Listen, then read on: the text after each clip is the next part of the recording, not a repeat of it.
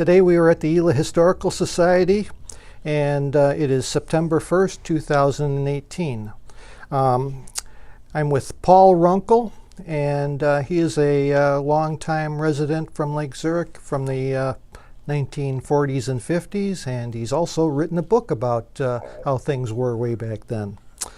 Paul, tell us a little bit about how it was when you were growing up. Like how, where was your house and so forth? Well, I lived with my mother and father and grandparents, and our home was on Old Rand Road on the north side of the lake, about maybe a mile from the downtown district. So my whole life was centered around the downtown area and the lake. Which hence is one of the reasons I called it Over by the Lake, right. The name of the book. So the things that I remember was that there were so many things to do in Lake Zurich. I had two cousins who lived in Chicago, and they would come out here to visit, and they would say to me, "Man, you're lucky you got all this stuff going on here." I said, "What do you mean?" He said, "You could go fishing, swimming, boating. You got a baseball team. You got a theater in the town." And they said, "We live in Chicago. Some of that stuff is there, but it's all over the place. You have it all right here."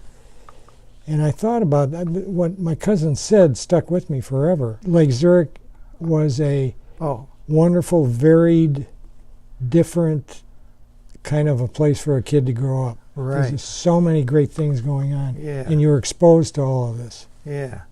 Now, you were born in the mid-1930s, so when you were here, you were growing up. You were growing up right in the in the midst of World War II when you were a small child. Yeah, I was. What do you remember about Lake Zurich at that time? How was it for people here during the war? Well, everybody was very patriotic here as well as across the nation. And everybody saved on gas, and there were just all kinds of things that, I forget, we saved old gum wrappers for some reason, I don't remember what, but all this everything was redone and reused for the military effort.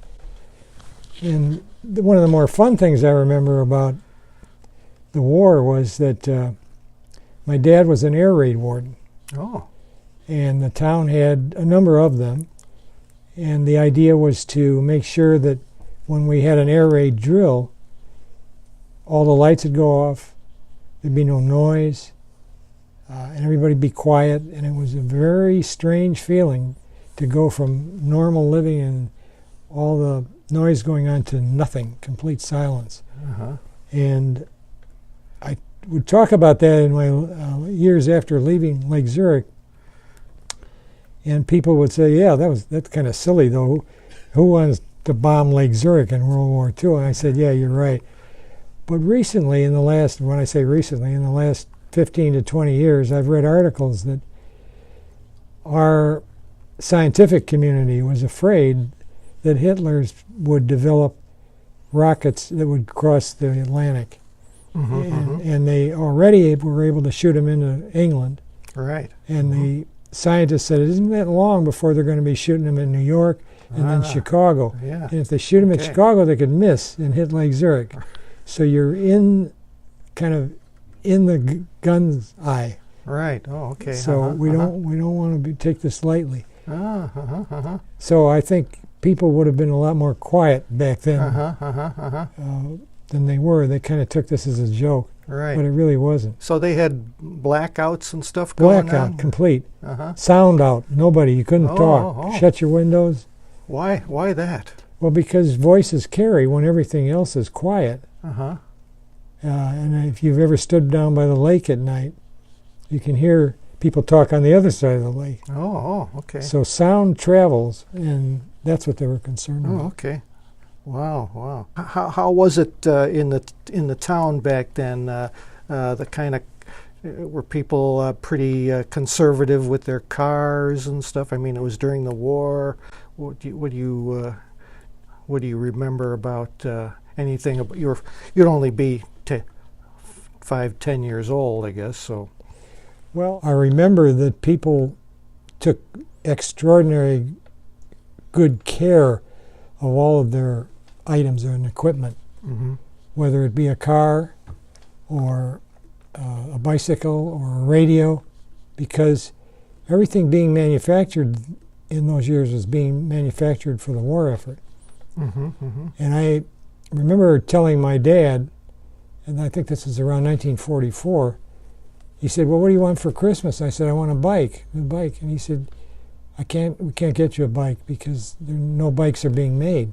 Oh, yeah, right. So we'll get you something else. So that was a real downer. I had a bike. It was about 10 years old. It had no brakes. So the only way I could stop was to drive into a bush and fall out of it. So naturally, I wanted a new bike. Oh, yeah. But that was not going to happen, according to my dad. Uh-huh.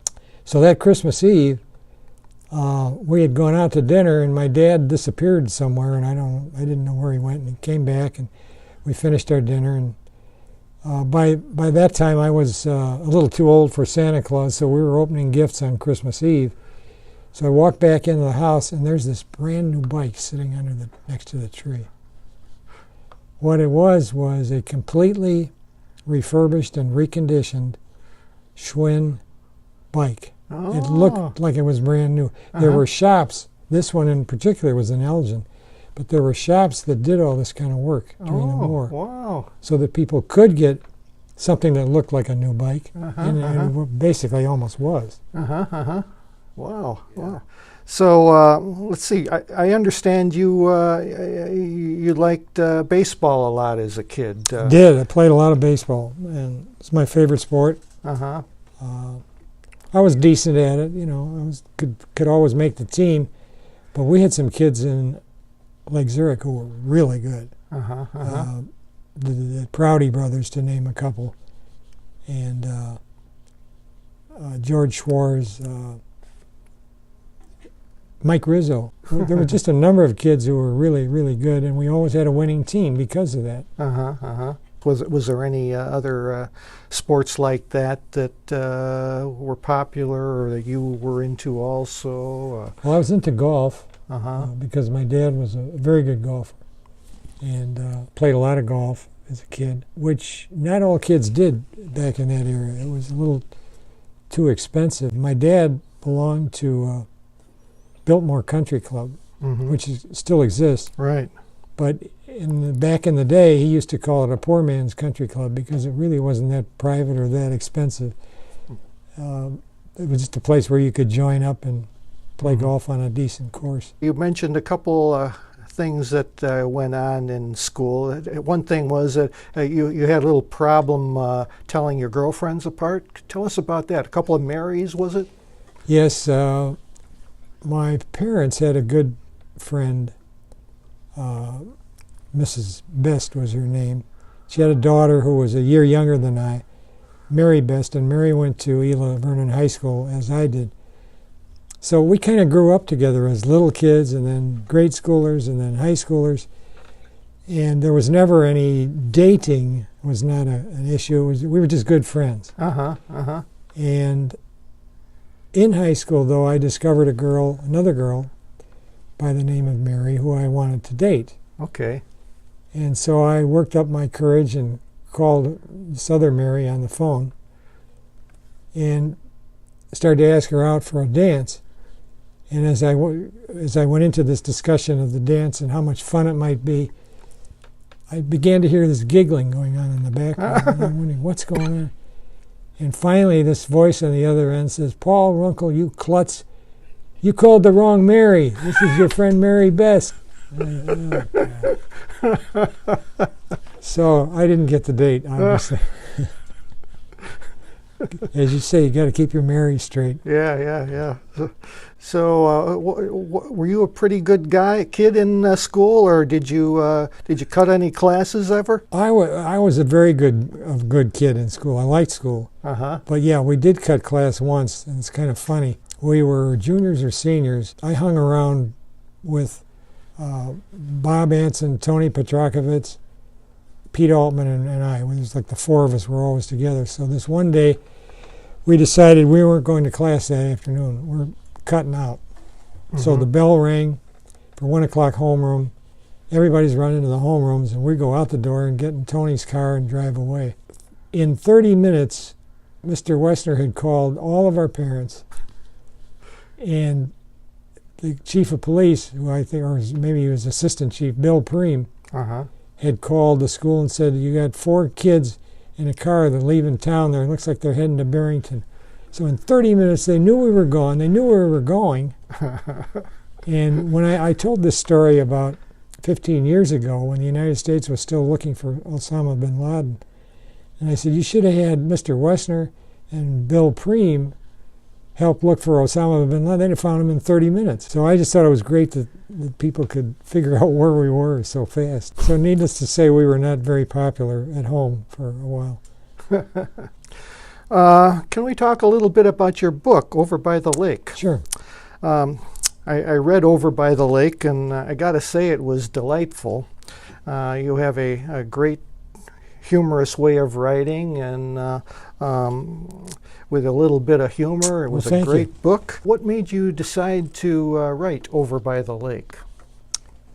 Well, it started with a remark made at one of our high school reunions by one of my classmates, who said, we grew up in a really interesting place. We were very lucky to have grown up in a place like Lake Zurich and Gila Township. And that remark stuck with me for a few years after that and kept prompting me to write a book about what I thought this town was made up of. And not to say that no other town was like this. There's probably a great deal of towns across the U.S. that provide this kind of opportunity for young people, but it needs to be emphasized that it's there for them. And I think it's nice when people appreciate what they had as youngsters, and it carries through to their adult life. And it carried through to the way Dick and I, in going through this over a period of a couple of years, kept coming up with new people to add in. Dick was the one that said, you got to get Charlie Miansky in there, because he was very prominent in the town at that time. So we have a story about the builder, Charlie Miansky. We have a story in there about my grandfather, who was very instrumental with several other men in developing a dial system for the telephone. Probably a lot of people didn't know that. But this is the grandfather who owned the home that we lived in on Old Rand Road. The war is another issue. There's a couple of stories in here about people who were from Lake Zurich and who had really typical wartime experiences. Harold Giesey's story is in here, which primarily involves him being captured by the Germans. He and a whole battalion of troops, actually, and what they went through as prisoners of war, which was not always very pleasant, and how they felt when they got out. And this is his first-hand words, because he wrote this to his sister, I believe. And we were fortunate enough to get the copies of that letter so that we would get his story firsthand, which I think was important. I like the story about Jim Obanoff. I really like. He's the young man who landed his bomber. This was not during the war, but it was in I believe, the late 50s, that his airplane, the jet engines malfunctioned.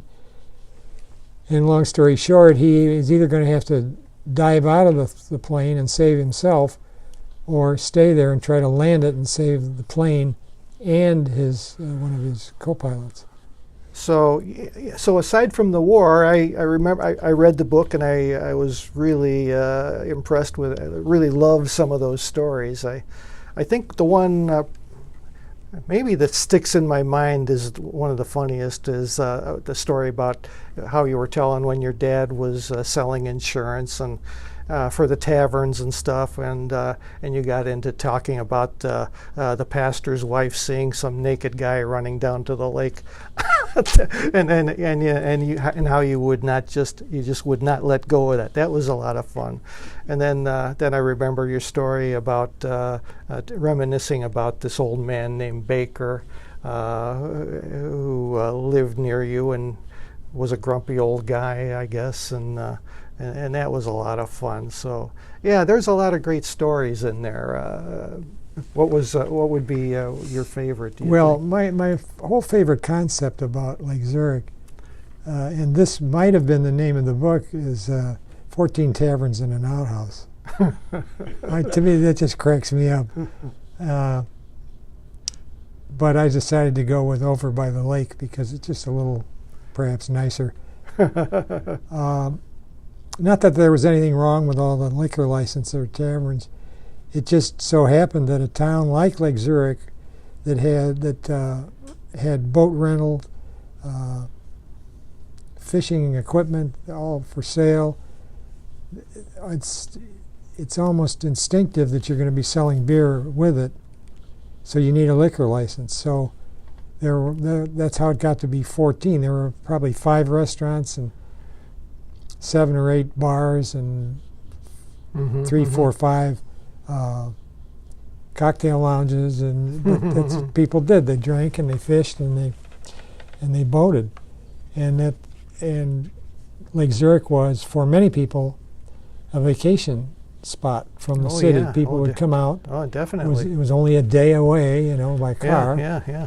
And they would come out and spend their vacation here. Yeah. Yeah, it's changed so much since then. It's like it used to be such a major resort area, and now Right. there's just little bits and pieces of that left that you have to really look for. How did you decide on the title for your book, Over by the Lake?